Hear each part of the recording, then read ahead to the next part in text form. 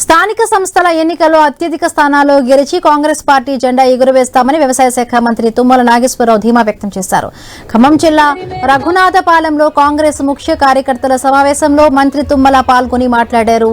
పార్టీలో కష్టపడే వారికే పదవులు వస్తాయని, పనిచేసే కార్యకర్తలకు పార్టీ పదవుల్లో పెద్దపీట వేస్తామని హామీనిచ్చారు.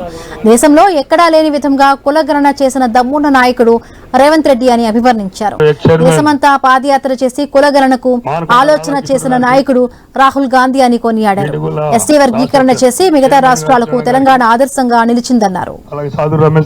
పనిచేసేటటువంటి ప్రతి ఒక్క కార్యకర్త తప్పకుండా కాల్ రేసుకొని నేను ఈ పార్టీలో నాకు ఈ కార్యక్రమం ఉంది, నాకు ఈ బాధ్యత ఉంది అని చెప్పుకోవటానికి కాంగ్రెస్ పార్టీకి తప్ప ఏ పార్టీలో కూడా ఇంత అవకాశాలు రావు.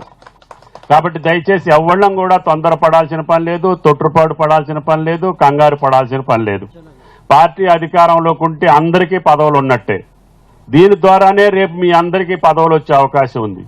రాజ్యాధికారం పరంగా రాజ్యాంగబద్ధంగా మీకు రేపు సర్పంచులు, ఆ గ్రామంలో 10-15 మంది వార్డు మెంబర్లు, సహకార సంఘాలు, డైరెక్టర్లు ఈ రకంగా పదవులు తీసుకొని మళ్ళీ మీరు ఆ స్థానంలో కూర్చుంటే మాకు మీరు ఇచ్చినటువంటి స్థానానికి ఒక గుర్తింపు, ఒక ఆనందం, ఒక గౌరవం.